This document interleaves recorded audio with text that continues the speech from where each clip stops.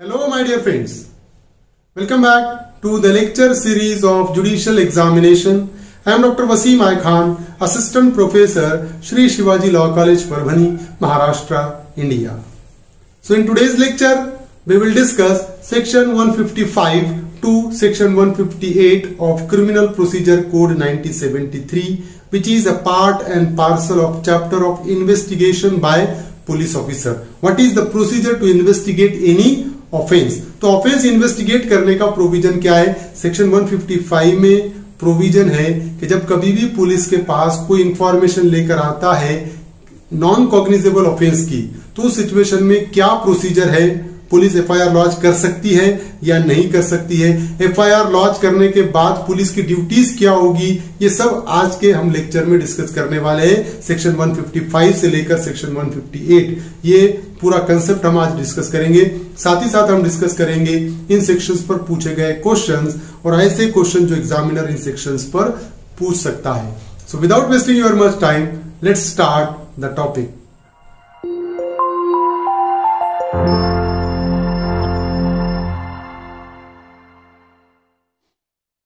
Investigation by police, section 155 to 158. In previous lecture we have discussed section 154, that is FIR.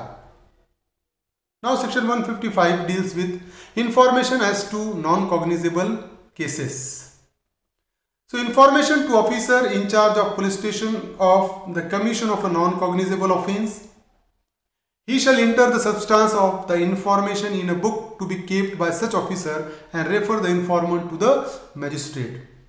So as we have discussed in section 154, whenever the police receives any information relating to cognizable offense, police shall register an FIR. But in section 155, whenever the police receives any information relating to non-cognizable offense, then police shall enter the substance of that particular information in a book to be kept in police station and refer the informant to the magistrate. जब कभी भी police officer के पास non cognizable offence से अदखल पात्र गुने की अगर कोई इंफॉर्मेशन आती है, तो उस सिचुएशन में पुलिस वो एक बुक में एंटर करेंगे वो इंफॉर्मेशन को और मैजिस्ट्रेट के पास रेफर करेंगे वो इंफॉर्मेंट को। समझ रहे हो? क्योंकि जनरल पब्लिक को पता नहीं होता है कि कॉग्निजेबल ऑफेंस कौन सा है और नॉन कॉग्निजेबल ऑफेंस कौन सा है। जनरल पब्लिक को सिर्फ इतना पता होता है कि जब कभी भी कोई ऑफेंस होगा तो उस पर्सन को पुलिस स्टेशन में जाना है। तो अब पुलिस के पास जब कभी भी नॉन कॉग्निजेबल ऑफेंस से रिलेटेड इंफॉर्मेशन आएगी तो पुलिस उसको मैजिस्ट्रेट के पास रेफर करेगी। No police shall investigate a non cognizable case without the order of magistrate. So police officer is having no power to investigate any non-cognizable offense without the order of magistrate. तो police officer को investigation का power नहीं है non cognizable cases में, directly वो investigate नहीं कर सकते। जब तक मैजिस्ट्रेट पुलिस ऑफिसर को ऑर्डर नहीं देगा इन्वेस्टिगेशन का, तब तक police officer non cognizable offence में अदखल पात्र गुना में इन्वेस्टिगेशन नहीं कर सकते हैं। Any officer receiving such order may exercise the same power in respect of the investigation. But suppose if the magistrate direct the police officer to investigate any non-cognizable offense, then the procedure of investigation will be the same. समझ रहे हो कि जब कभी भी, लेकिन अगर magistrate direction देता है नॉन कॉग्निजेबल ऑफेंस में इन्वेस्टिगेशन करने के, अगर डायरेक्शन देता है तो इन्वेस्टिगेशन का प्रोसीजर सेम रहेगा। जैसा कॉग्निजेबल केसेस में था वैसा ही नॉन कॉग्निजेबल ऑफेंस में भी इन्वेस्टिगेशन होगा।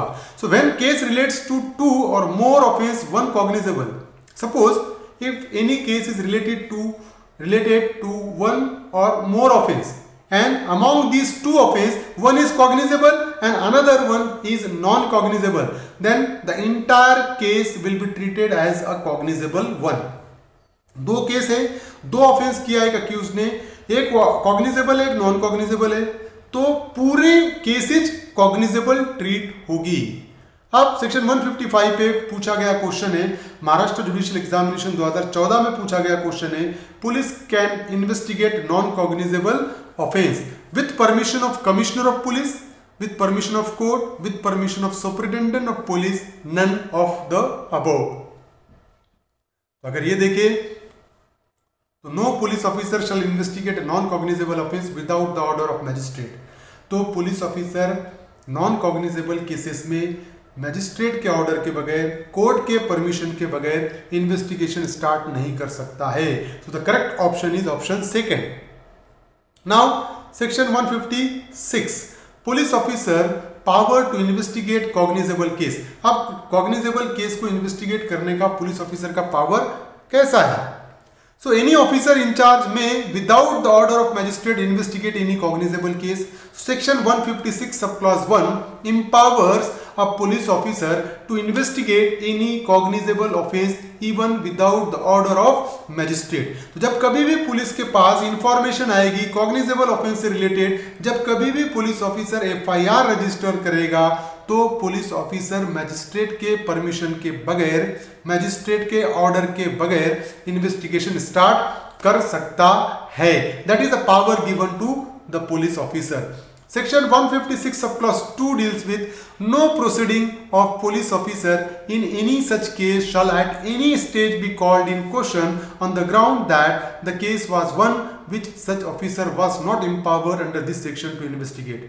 Suppose if the police officer investigate any cognizable offense under the provision of section 156, then no proceeding of that particular police officer can be challenged. समझ रहे हो? कोई भी स्टेज पे पुलिस ऑफिसर के कोई एक्ट को चैलेंज नहीं किया जा सकता है।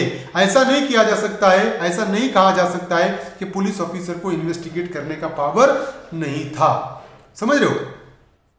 Then section 156 subclause 3, any magistrate empowered under section 190 may order such an investigation as above mentioned.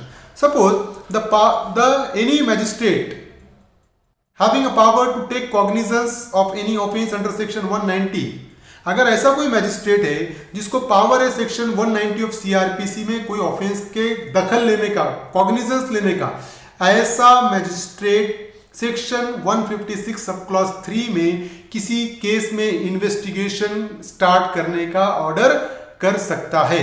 होगा क्या, कभी कभी ऐसा होता है कि पुलिस अगर कोई पर्टिकुलर ऑफेंस में इन्वेस्टिगेशन नहीं कर रही है तो हम मैजिस्ट्रेट के सामने एप्लीकेशन करके मैजिस्ट्रेट को कह सकते हैं कि there is no investigation going on, कोई इन्वेस्टिगेशन नहीं चल रही है। तो police officer magistrate section 156 sub clause 3 में डायरेक्शन दे सकता है पुलिस ऑफिसर को इन्वेस्टिगेट करने का।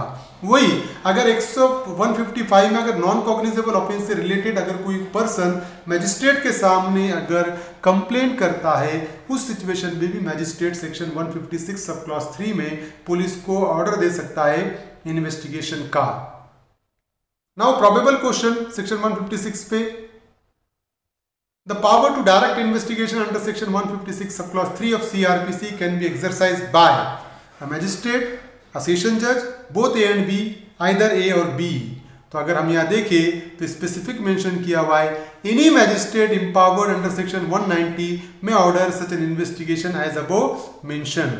तो यहाँ पर a magistrate, any magistrate, so option first is a correct answer। Now probable question, another probable question, section 156 subclause 2 of criminal procedure code take care and cures any irregularity in conducting of investigation by the police officer, any illegality in conducting of investigation by the police officer, both A and B, both only A and not B।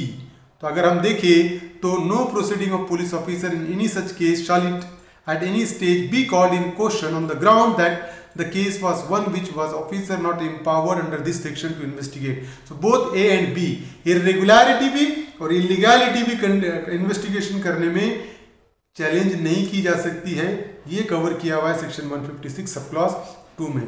Now section 157 procedure for investigation. अब investigation का procedure क्या होगा? So information received of any cognizable offense, such police officer report to the magistrate and shall proceed in person। So whenever police officer receives any information relating to the commission of any cognizable offense, police shall report that particular matter to the magistrate and shall proceed in person। तो जब कभी भी police officer के पास दखल पात्र गुने की कोई इंफॉर्मेशन आती है, एफआईआर रजिस्टर्ड होती है, सो एफआईआर को रिपोर्ट करेगा, एफआईआर की इंफॉर्मेशन मजिस्ट्रेट को भेजेगा वो, और वो डायरेक्टली इन्वेस्टिगेशन स्टार्ट करेगा उस ऑफेंस में। और shall depute one of his subordinate to proceed to the spot to investigate the fact and circumstances of the case. The police officer in charge of a police station is having a power to depute any subordinate to proceed to the spot. वो officer in charge of police station क्या कर सकता है, उसका कोई subordinate है उसको depute कर सकता है स्पॉट पे जाने के लिए और उस मैटर में इन्वेस्टिगेट करने के लिए।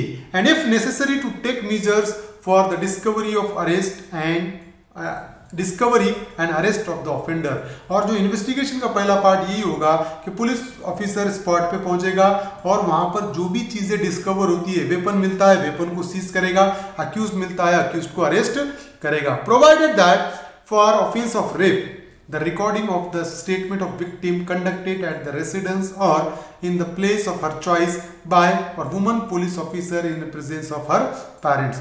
जब कभी भी अगर रेप के विक्टिम का अगर स्टेटमेंट रिकॉर्ड करना है पुलिस ऑफिसर को, तो उस विक्टिम का स्टेटमेंट कहां पर रिकॉर्ड होगा, विक्टिम के घर पर या वो जहां चाहती है वहां पर। और कौन रिकॉर्ड करेगा, बाय और woman police officer in presence of her parents. तो वो भी रिकॉर्ड कौन करेगी statement, woman police officer statement record करेगी और उसके पेरेंट्स के, विक्टिम के पेरेंट्स के प्रेजेंस में रिकॉर्ड होगा उसका statement. Section 157 probable question section 157 पे। Usually a copy of FIR is filed with the magistrate having jurisdiction to take cognizance by the police officer in compliance to Section 156 of CRPC, Section 157 of CRPC, Section 158 of CRPC, Section 159. Section 157 of CRPC is a correct answer. Another probable question, delay in dispatching the FIR to the magistrate under Section 157 CRPC shall always throw out the prosecution case in its entirety, shall never be a circumstance providing a legitimate basis for suspecting the FIR, may or may not be a circumstance providing a legitimate basis for suspecting the FIR depending on the facts and circumstances brought on the record, either B or C. So second option is the correct one, shall never be a circumstance providing a legitimate basis for suspecting the FIR. अगर police report नहीं करता है magistrate को तो FIR पे शक का कोई गुंजाइश नहीं होती है। Option second is a correct one. Now section 58 report how submitted. Report under section 157 shall be submitted by senior police officer। तो जब कभी भी रिपोर्ट जो सबमिट करने की कि ऐसी ऐसी एफआईआर हमारे पास आई, इसकी रिपोर्ट जो सबमिट होती है मजिस्ट्रेट के पास, वो report senior police officer submit करेगा। That is section 158। So these are the particular provision of section 155 to 158. I hope you understand this topic. If you understand this topic, please subscribe my channel, hit the notification button, hit the like button and share this video with your friends. Thank you very much.